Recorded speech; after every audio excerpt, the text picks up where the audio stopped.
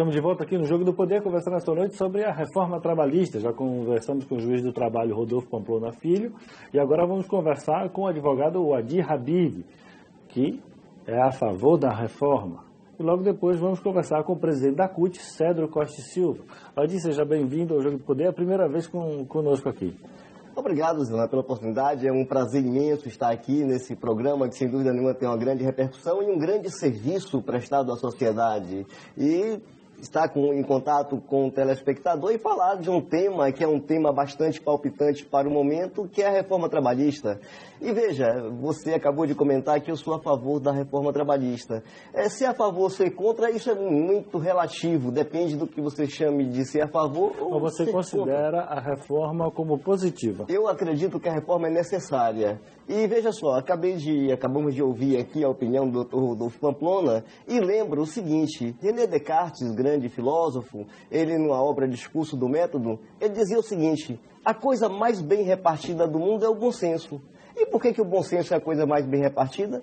Porque cada um de nós se julga muito bem dotado dele. Quando eu formo minha opinião em torno de um tema, eu acho que a minha opinião, ela está pautada no bom senso. E quando você diverge dela, você também acha que a sua opinião é mais sensata do que a minha. Porque ele diz que o bom senso é bem repartido, porque todos nós nos julgamos bem dotados. E ele fala, mas se o bom senso é bem distribuído. Efetivamente bem dotados, o mundo seria outro, né? Mas ele diz, mas se o bom senso, se todos se julgam donos do bom senso, por que as opiniões são divergentes? Aí ele fala que as opiniões são divergentes porque nós construímos os nossos pensamentos por caminhos diversos. Está pautado nas nossas crenças e valores. Então perceba, Zilão, o que eu quero dizer é o seguinte: a lei em si não é boa e não é ruim. A lei vai ser aquilo que nós queremos que ela seja. Nós vamos aplicar a lei de forma que seja sensata. E o que eu vejo, na verdade, é muito preconceito. É muito preconceito da seguinte forma. Se diz, mas agora o empregador só vai contratar trabalhador intermitente? Agora o empregador vai se valer da quitação anual, todo ano ele vai obter do trabalhador a quitação anual. Isso não é, telespectador? A quitação anual já existia no passado. Anteriormente, o trabalhador rural não tinha prescrição quinquenal, mas o empregador rural, ele poderia se valer da quitação anual. Eu sou filho de Itabuna, zona eminentemente rural, onde boa parte dos empregos é gerado na zona rural. E lhe confesso que não conheço nenhum caso de nenhum empregador que se valeu do termo de quitação anual. Na verdade, existia na lei apenas para o empregador rural, mas ela não tinha eficácia. Ela não tinha eficácia. Quer ver outra coisa, Zila e telespectador? Se fala agora da jornada a tempo parcial. A jornada a tempo parcial já estava na CLT antes da reforma. Você tinha a possibilidade do empregador contratar o trabalhador para laborar por 25 horas, sem direito a hora extra. O que a reforma alterou? O que era 25 horas sem direito a hora extra passou a ser 30 horas sem direito a hora extra e 26 horas com direito de até 6 horas suplementares. Mas percebam que isso já existia na CLT. E lhes digo, não conheço nenhum caso de empregado admitido a tempo parcial. No Brasil tem aquela coisa, a lei que pega e a lei que não pega. E é como eu disse anteriormente, se falar porque o empregador agora vai contratar, o empregador agora vai fazer, isso é preconceito. Agora, eu até posso concordar parcialmente contigo se nós estivermos falando com empresas grandes, empresas até multinacionais, empresas do polo, empresas tradicionais que efetivamente seguem a lei à risca e que têm uma relação com o seu trabalhador, uma relação de produtividade. Mas pelo interior da Bahia, pelo interior do Brasil, tem muito empresário que, na realidade, se ele não coloca o trabalhador como escravo, porque ele não pode. Mas se ele pudesse, ele faria isso. Eu ouso discordar da sua opinião. Por favor, discorde. Eu ouso discordar e pelo seguinte fato. Quem mais gera emprego no Brasil é o pequeno e microempreendedor. Esse é que mais gera emprego. E perceba o seguinte, esse pequeno e microempreendedor é o cara que está dentro da empresa, Zila. Esse cara está dentro da empresa, junto com seus empregados, trabalhando juntos, se tornam amigos. Eles se tornam amigos, você acaba construindo uma relação de muita proximidade. E lhe digo o seguinte, conheço muito pequeno empregador que tem uma relação de proximidade e tal, com seus empregados, que um frequenta a casa do outro, eles participam de reuniões sociais, eles negociam inclusive quando o empregado precisa ser ausentado do trabalho, eles negociam. Agora a gente precisa conceituar o seguinte, perceba, existe bom empregador e existe mau empregador. Existe bom trabalhador e existe mau trabalhador. Sim, tem aquele cara que acha que não precisa produzir para ganhar. Você compreende? A gente só precisa separar o joio do trigo. Mas gente boa e gente ruim tem dos dois lados. Então perceba o seguinte, ó, quando a gente fala de trabalho intermitente, por exemplo, e você tocou aqui com o doutor Rodolfo Pamplona sobre trabalho intermitente, como se fosse uma coisa muito prejudicial. Eu não vejo sob essa ótica. Primeiro, e vou lhe explicar por que eu não vejo sob essa ótica. Só vai caracterizar o trabalho intermitente aquela atividade que justificar. Eu soube que disse que parece que uma empresa estava anunciando vaga para trabalhador intermitente para o sujeito trabalhar todo final de semana. Isso não é trabalho intermitente. Isso pode ser trabalho a tempo parcial, qualquer outra modalidade, mas não é trabalho intermitente, porque perceba, a lei fala que o trabalho intermitente ele sofre alternância entre período de atividade e período de inatividade. É preciso que o empregador, quando ele quer recrutar aquele empregado intermitente, ele manda um convite com 3 dias corridos de antecedência. O empregado tem 24 horas para responder se aceita ou não o convite. A sua recusa, o seu silêncio equivale à recusa. Então perceba que é preciso que o trabalhador tenha o direito de dizer, ó, eu não vou aceitar esse final de semana. Esse final de semana eu não posso trabalhar porque eu já estou com minha agenda lotada, eu tenho outras atividades para fazer nesse dia que você me solicitou. Mas você só concorda... intermitente essa atividade. Mas você concorda comigo que com 12 milhões de desempregados, aquele pessoa que foi convidado e recusar, ele não vai ser convidado de novo? Mas não é bem assim, não. Primeiro que, veja, o fato dele recusar, isso não rescinde o contrato. E agora com a MP 808, que o doutor Rodolfo Antônio até comentou aqui, que trouxe algumas modificações à reforma trabalhista, o que ela diz é o seguinte, o contrato intermitente ele continua ativo, ele só se extingue se durante 12 meses esse trabalhador não for requisitado. Depois de 12 meses, esse contrato é extinto. Mas perceba que só é intermitente quando o trabalhador tem o direito de dizer, esse final de semana ou esse dia que você me chamou, eu não vou, eu não posso ir, e perceba, o silêncio dele equivale à recusa. O que eu entendo com isso? O trabalho intermitente vai se aplicar àquelas empresas de produção de eventos, que você não tem uma certeza efetiva de quando vai ter atividade. Talvez para uma diarista que você pode, Zilan, por exemplo, contratar uma diarista na condição intermitente, e você diz, ó, eu vou querer faxina na minha casa semana que vem, na terça e na quinta. Tipo assim, ela trabalhou para você, você vai pagar imediatamente para ela o 13º salário, as férias proporcionais com 1/3, o repouso semanal remunerado, você vai fazer o depósito na conta vinculada dela do FGTS e recolher a contribuição previdenciária. Então perceba que você regulamentou uma atividade que já existia na prática e você trouxe segurança a essa pessoa que trabalha como diarista. Você trouxe segurança às pessoas que trabalham com produção de eventos que viviam na informalidade. Então a gente tem que analisar que para tudo, claro, existem os dois lados da moeda. O que me parece que trouxe realmente segurança, mas trouxe segurança para o empregador, mas não para o empregado. Não necessariamente, não. Eu queria até, Zilan, e já que você tem uma opinião divergente, porque perceba, todo mundo diz prejudica, mas eu tenho uma opinião, mas eu estou lhe provocando. Mas veja o que acontece. Eu não vejo ninguém concretamente dizer qual o direito efetivo do trabalhador foi retirado.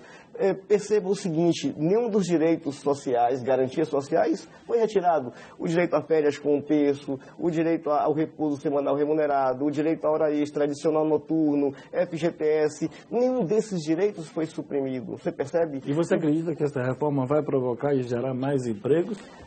Olha, Zilan, eu vou lhe dizer o seguinte, o México é um país precursor em trazer para a Constituição direitos e garantias sociais. Foi o primeiro país a colocar na sua Constituição o direito a férias anuais remunerada, o direito ao repouso semanal remunerado, limitação de hora extra. Diga-se de passagem de 1918 para cá. Então, veja, foi o primeiro país a trazer garantias sociais. E aí eu não consigo entender porque nos Estados Unidos não tem férias anuais remuneradas, não tem fundo de garantia, não tem 13º salário, não existem esses direitos. Eu não consigo compreender por que os mexicanos arriscam a vida nas mãos de coiotes para trabalhar nos Estados Unidos. E aí eu chego à seguinte conclusão, é que nos Estados Unidos não tem os penduricalhos, mas efetivamente o trabalhador tem um valor hora digno, que lhe dá sustento. Essa afirmação, que eu inclusive já ouvi essa afirmação por outra pessoa, ela contém uma falácia interna.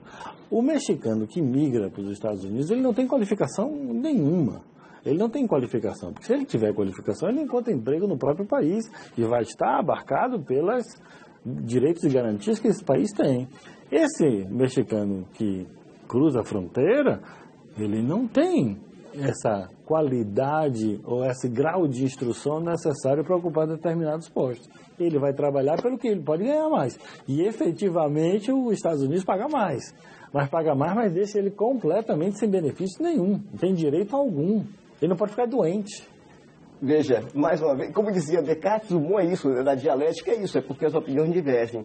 E mais uma vez eu vou divergir, porque perceba, e vou trazer um exemplo nosso aqui, pátrio. Quantos brasileiros qualificados vão para os Estados Unidos trabalhar clandestinamente, como garçom, como faxineiro, etc. Advogados, inclusive bacharéis em direitos, vão para os Estados Unidos trabalhar como faxineiro. Pessoas qualificadas vão para os Estados Unidos almejando uma melhor condição social num país que não tem garantias trabalhistas como tem o Brasil, você percebe? E você deve conhecer exemplos de pessoas brasileiros que vão para os Estados Unidos, pessoas qualificadas. Então, o que eu diria é que não são só pessoas qualificadas que vão para os Estados Unidos. A gente precisava até fazer uma pesquisa com eles para ver se eles estão satisfeitos com o resultado que conseguiram lá. Bom, pelo que aí realmente você está certo quando fala em pesquisa, mas pelo que a gente até vê de acompanhar no noticiário, são pessoas que até estão relativamente bem, tanto que não querem voltar. Muita gente não quer voltar, mesmo tendo familiares no Brasil. Mas talvez seja, mas aí o que tá? Mas aí são outras influências, como segurança, que aqui nós vivemos numa guerra civil, só que não é declarada. A violência é uma coisa absurda, a falta de emprego, a falta de respeito pelo cidadão. Isso efetivamente tem aqui. E por esses fatores eu também trocaria para viver em qualquer outro lugar. Porque lá nos Estados Unidos ainda tem pelo menos um pouco mais.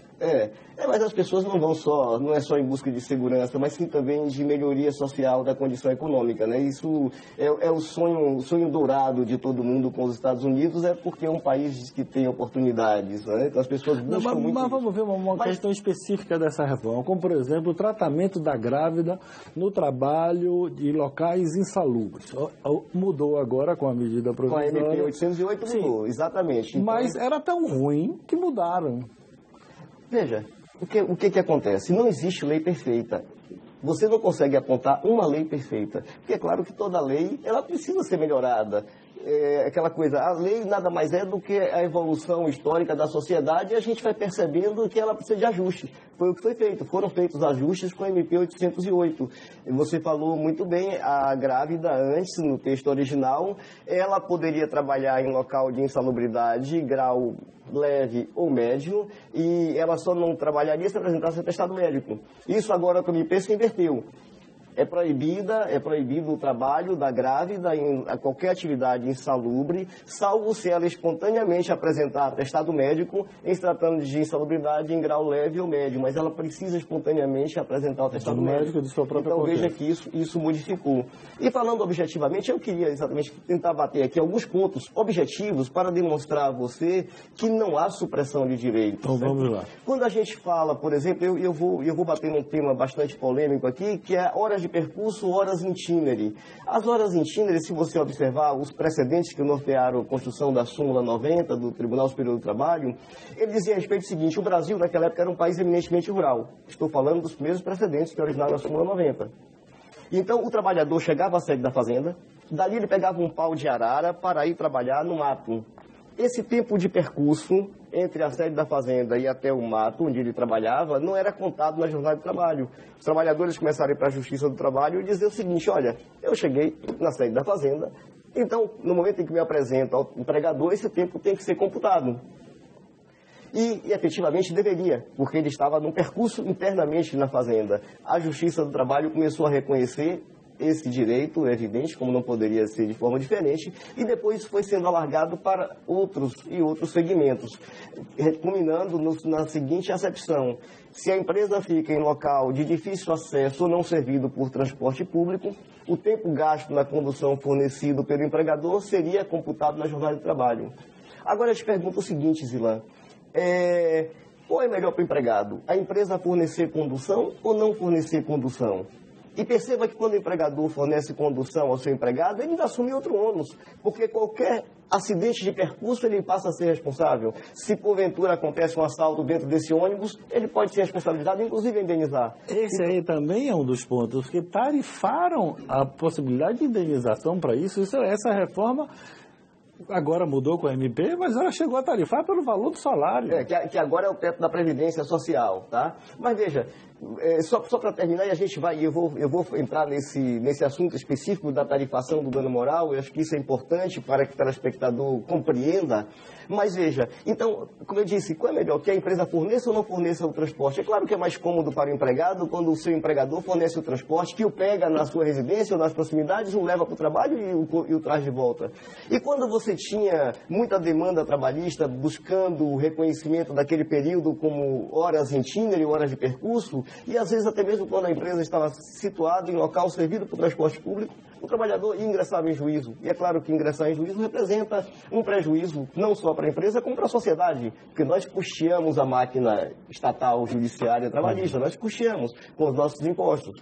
Então, perceba, ele mesmo, quando não tinha direito, ele acionava o aparato estatal judiciário. Então, perceba nós estamos terminando o nosso tempo. Me fale aí sobre a tarifação do... Tá, mas só para concluir, me permita só concluir a questão do... Então, o que eu acho, quando a reforma tirou do âmbito trabalhista o direito às horas de percurso e diz que as horas de percurso não mais serão computadas, eu acho que isso pode ser um incentivo a que os empregadores forneçam transporte. Aqueles que não forneciam passam a fornecer. Você compreende? Então, agora, quanto à tarifação do dano moral, perceba o seguinte, alguém sempre vai valorar a sua dor. Alguém sempre vai valorar.